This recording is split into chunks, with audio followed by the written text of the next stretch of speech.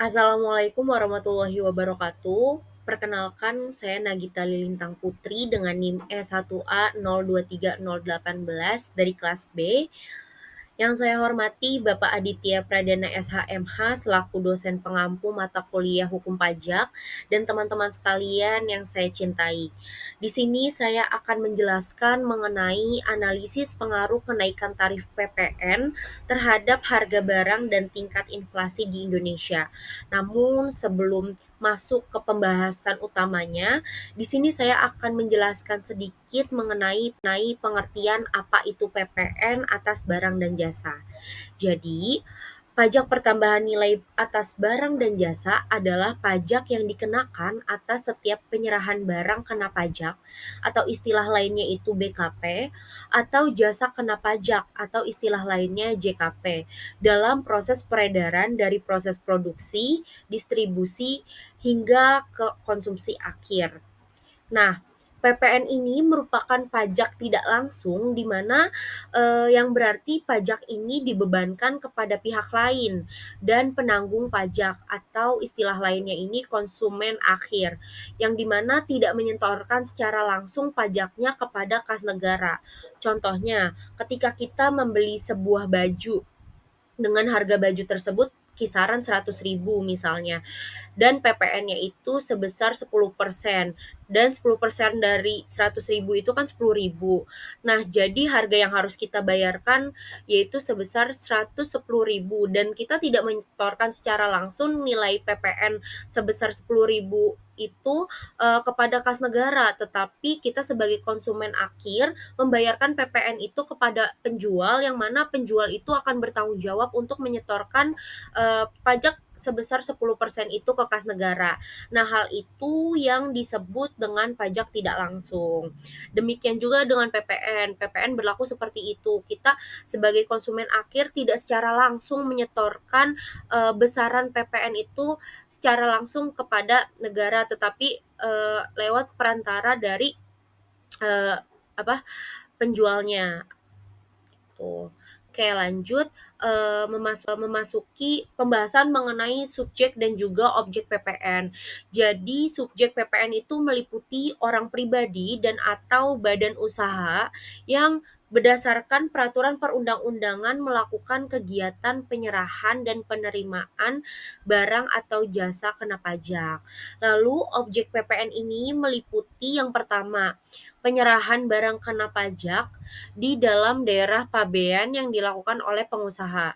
Yang kedua, impor barang kena pajak. Yang ketiga, penyerahan jasa kena pajak di dalam daerah pabean yang dilakukan oleh pengusaha. Yang keempat, pemanfaatan BKP tidak berwujud dari luar daerah pabean di dalam daerah pabean. Dan yang kelima, pemanfaatan JKP dari luar daerah pabean di dalam daerah pabean. Selanjutnya mengenai penerapan PPN di Indonesia.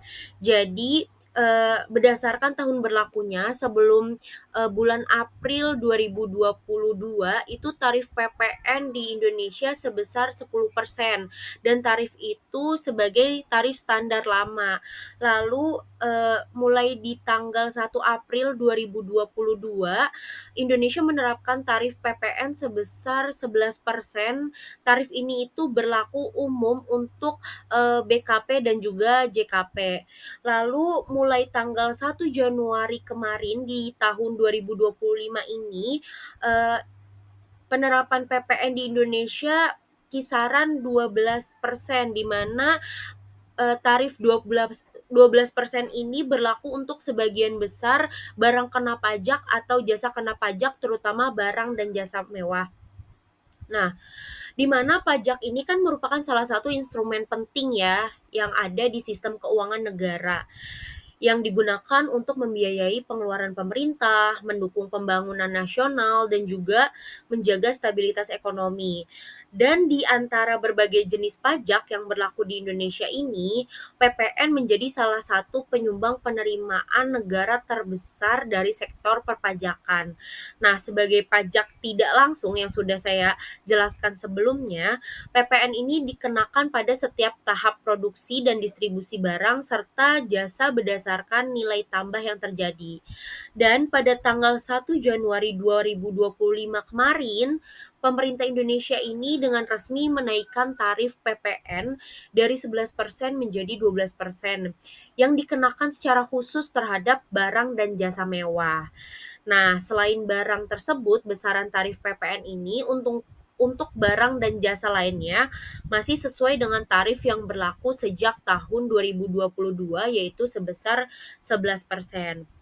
Nah, kira-kira dengan adanya kenaikan tarif 12% di Indonesia ada nggak sih dampaknya? Maka dari itu di sini saya menganalisis permasalahan tersebut ada tiga permasalahan yang saya analisis. Yang pertama mengenai bagaimana dampaknya terhadap harga barang dan jasa di Indonesia. Yang kedua itu mengenai dampak pada tingkat inflasi di Indonesia. Dan yang ketiga mengenai dampak terhadap daya beli masyarakat khususnya kelompok berpendapatan menengah ke bawah. Oke, lanjut. Oke, menjawab permasalahan yang pertama yaitu mengenai dampak kenaikan tarif pajak pertambahan nilai dari 11% menjadi 12% terhadap harga barang dan jasa di Indonesia. Di mana kenaikan tarif PPN dari 11% menjadi 12% ini dimulai di tanggal 1 Januari 2025 sesuai dengan Undang-Undang Nomor 7 Tahun 2021 tentang HPP yang akan menaikkan harga jual barang dan jasa. Secara ekonomi, pelaku usaha ini umumnya akan meneruskan kenaikan PPN kepada konsumen sehingga harga barang ini akan meningkat setara atau mungkin lebih besar dari kenaikan tarifnya. Contoh, barang seharga 500.000 naik dari 555.000 yang dikenakan tarif PPN 11% menjadi 560.000 yang dikenakan tarif PPN 12%.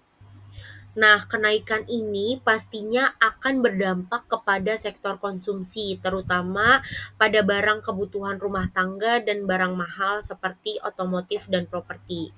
Meskipun mungkin ada pelaku usaha yang menyerap sebagian kenaikan PPN untuk tetap kompetitif, tetapi mayoritas dari mereka pasti akan membebankan PPN ini sepenuhnya ke konsumen. Namun perlu dicatat bahwasannya tidak semua barang dan jasa dikenakan tarif PPN 12%. Tarif 12% ini hanya berlaku untuk kategori barang dan jasa mewah saja, sementara barang dan jasa umum itu tetap dikenakan PPN 11%. Sehingga meskipun dampaknya tidak menyeluruh, efek tidak langsung tetap bisa terjadi dari kenaikan tarif pajak yang menjadi 12% ini. Selanjutnya, menjawab permasalahan yang kedua yaitu mengenai dampak kenaikan tarif pajak pertambahan nilai dari 11% menjadi 12% terhadap inflasi di Indonesia. Nah, pemerintah memperkirakan bahwasannya dampak kenaikan PPN ke 12% ini hanya menambah inflasi sekitar 0,3% saja. Karena sebagian besar komoditas dalam indeks harga konsumen seperti beras, BBM, dan sewa rumah itu tidak dikenai PPN. Namun, lembaga riset Selios memperingatkan bahwasannya tanpa pengendalian harga dan pasokan, inflasi bisa naik hingga 4,11% pada 2025 ini. Dan kenaikan PPN ini memberikan tekanan inflasi melalui dua jalur langsung dan juga tidak langsung. Yang pertama jalur langsung ini melalui kenaikan harga barang atau jasa kena PPN seperti pakaian dan elektronik. Dan yang jalur kedua ini jalur tidak langsung melalui peningkatan biaya distribusi dan produksi yang juga mempengaruhi harga barang non-PPN. Meskipun begitu, dampaknya terhadap inflasi nasional diperkirakan terbatas karena banyak komponen utama dalam indeks harga konsumen tidak dikenai PPN.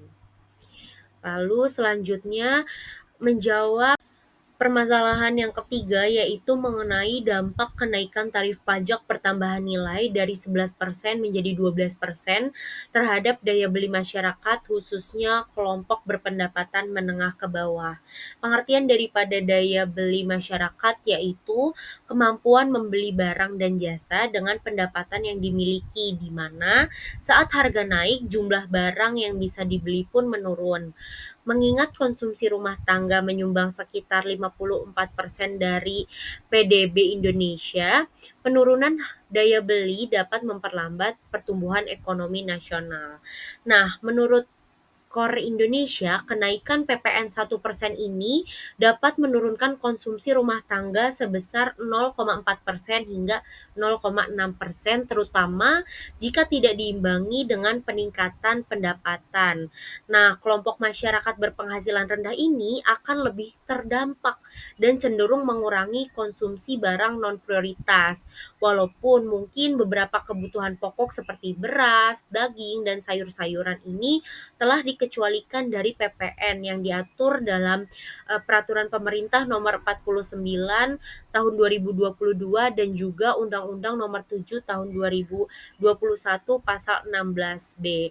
Dan efeknya ini tidak langsung tetap ada.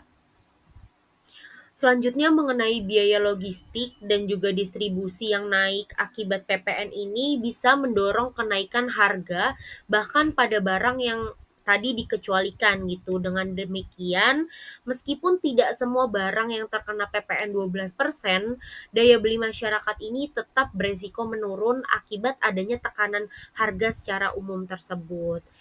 Oke. Dari permasalahan-permasalahan yang telah saya analisis dan saya temukan jawabannya, dapat disimpulkan bahwasannya kenaikan pajak pertambahan nilai dari 11% menjadi 12% ini cukup memberikan dampak ekonomi yang signifikan, di mana PPN sebagai pajak tidak langsung atas konsumsi ini kenaikannya secara otomatis meningkatkan harga barang dan juga jasa yang dikenai oleh pajak tersebut. Di mana kenaikan harga ini walaupun secara nominal hanya 1% saja, tapi memberikan tekanan terhadap konsumsi masyarakat, terutama dari kalangan menengah ke bawah.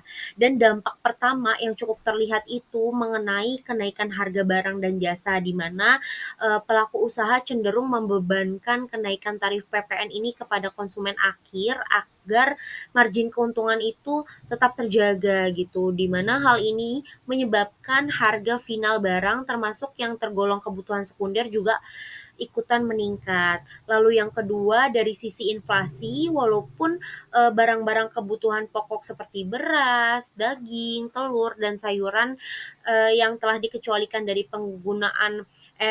pengenaan PPN yang telah disebutkan saya tadi, namun jika tidak diimbangi dengan kebijakan pengendalian harga dan stabilitas pasokan, seperti yang dilakukan riset Celios tadi bahwasannya inflasi bisa mencapai 4,11% di tahun 2025 ini. Lalu dampak yang ketiga yang terlihat itu terkait dengan daya beli masyarakat, di mana hal ini menjadi aspek yang paling rentan terdampak karena kenaikan harga barang akibat PPN ini dapat mengurangi kemampuan masyarakat untuk membeli barang dan juga jasa dengan pendapatan yang sama. Oleh karena itu, penurunan harga beli ini juga dapat beresiko memperlambat laju pertumbuhan ekonomi nasional. Nah, meskipun pemerintah telah melindungi sebagian komoditas dasar dari pengenaan PPN yang diatur dalam PP nomor 49 tahun 2022 pasal 6 dan 7 serta Undang-Undang PPN pasal 16B, efek tidak langsung tetap terjadi, terutama dari sektor logistik, transportasi, dan juga distribusi yang masih dikenai PPN. Nah, hal ini berpotensi untuk meningkatkan biaya dan juga harga barang secara keseluruhan termasuk yang sebenarnya terbebas dari PPN gitu. Oke, mungkin cukup sekian yang dapat saya sampaikan. Bila ada perkataan yang salah mohon dimaafkan. Terima kasih. Wassalamualaikum warahmatullahi wabarakatuh. Terima kasih. Terima kasih.